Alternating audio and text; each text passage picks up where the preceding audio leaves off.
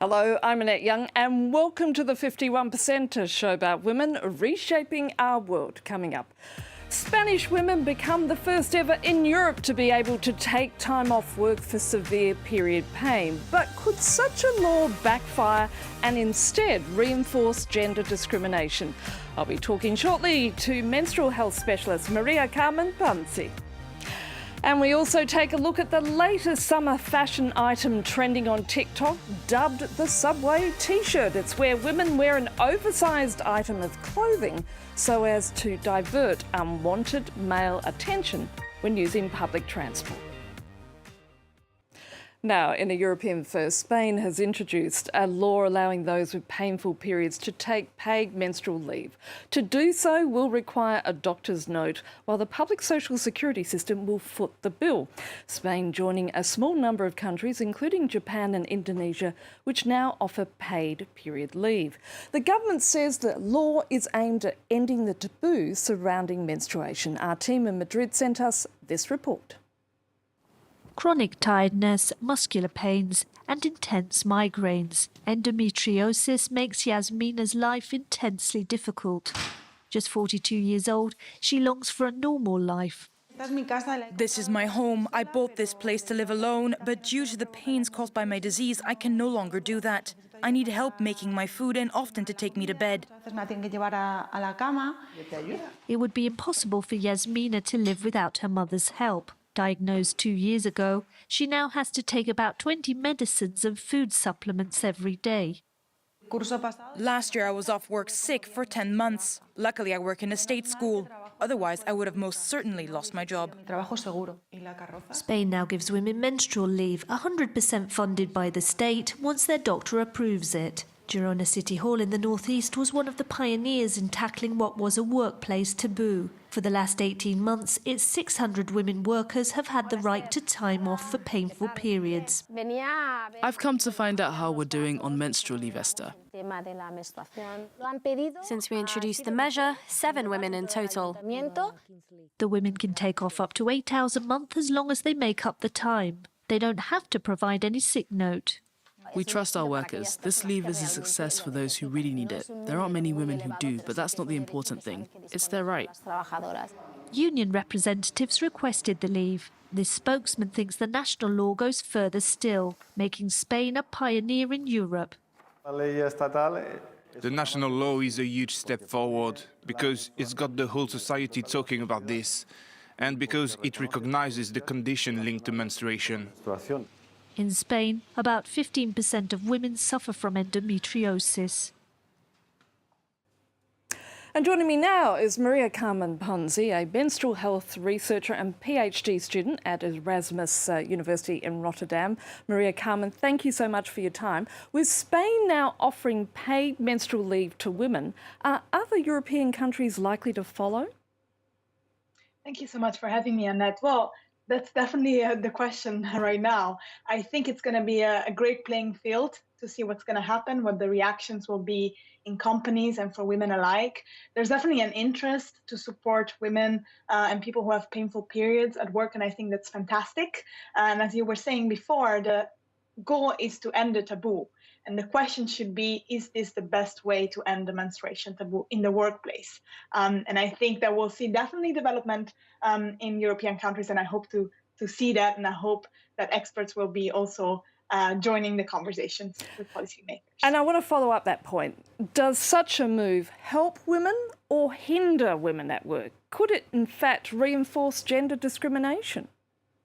That's very much possible. We know that gender-based policies sometimes really shift the burden to women specifically, in this case, for example, with maternal leave. And we don't want to push the idea that menstruation is a disability, because actually there's a huge part of women and people who menstruate who do not have the debilitating pain. But it is very important that the needs of those that do have debilitating pain and are therefore highly affected at work, that their needs are heard.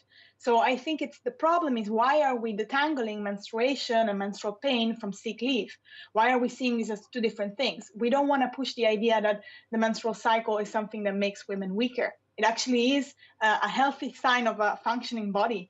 And so I think that the problem is if we detangle the two things, if we don't understand that there's a history of women being seen as weaker because of their physiology, we might incur into some problems in terms of discrimination at work.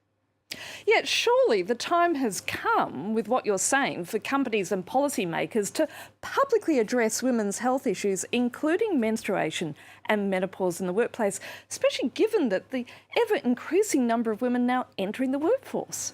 Yeah, 100%. And I think, the real question here is how can we really support menstrual and even menopausal needs at work?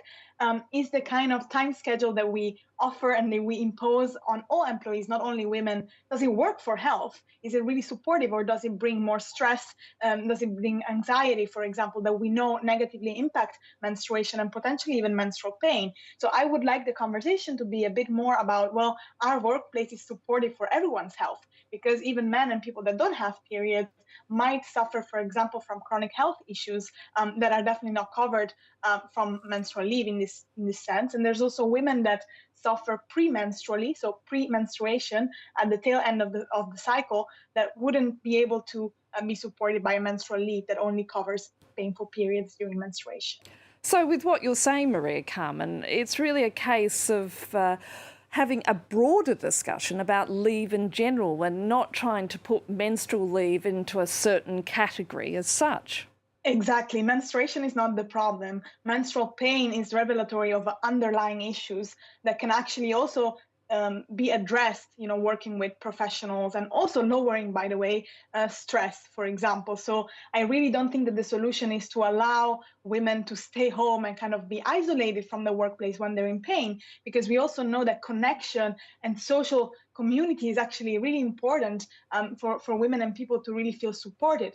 So the idea is, how can we transform workplaces? How can we ask those difficult questions to really support everyone who's going through a health journey, rather than making it a menstruation problem? It's not a menstruation problem. Maria Carmen Ponzi, we're going to have to leave it there. Thank you so much for your time. Thank you so much, Anna. And time now for a summer fashion update. The rise of the subway shirt. It even has its own hashtag on TikTok, which has racked up millions of views. The idea being that a woman wearing an oversized item of clothing on public transport is less likely to attract unwanted male attention. But does it reinforce the message that what we wear is the reason for sexual harassment or assault? Wolf whistles, suggestive remarks and sexual assault. 9 out of 10 French women say they've been subject to unwelcome approaches on public transport. It's not the first time it's happened, and I doubt it'll be the last. You can seldom walk around without getting looks, be it on the metro or in the street. We were talking about this earlier, that sexualize you. Some are trying to ward off harassment using a measure that originated on social media in the US. New York City rule: if you're wearing a cute outfit and taking the train, don't forget your subway shirt. A slightly more effective way of avoiding creepy stares. The subway shirt covers up light clothing, something that has already been adopted by these Parisians, however reluctantly. Here it is.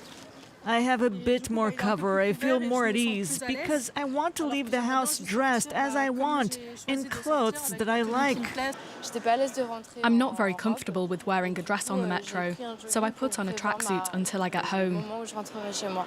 But most of the women we spoke to say there's no way they should resign themselves to covering up.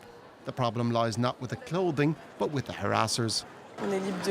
We are free to appear in public however we like, and having to adapt for fear of retaliation just isn't right. It saddens me. My generation were urged to be feminists, to be free in our own bodies, to walk around as we wish. So is this camouflage shirt a failure or a step backwards? Not necessarily, say some sociologists. This is more like resistance, because the woman films herself before taking the metro to denounce harassment. It's not an individual strategy in the way women, when they're afraid, take a different route home is. Here, they're doing something collective, and they're calling out harassment on social media. Since April, sexual harassment is a crime under French law, punishable by a fine of €3,600 and a prison sentence. And that's all for this edition. We'd love to hear your suggestions for the 51%, so do get in touch via Facebook, Instagram and Twitter, and you can catch our previous episodes on our website. So until our next show, bye for now.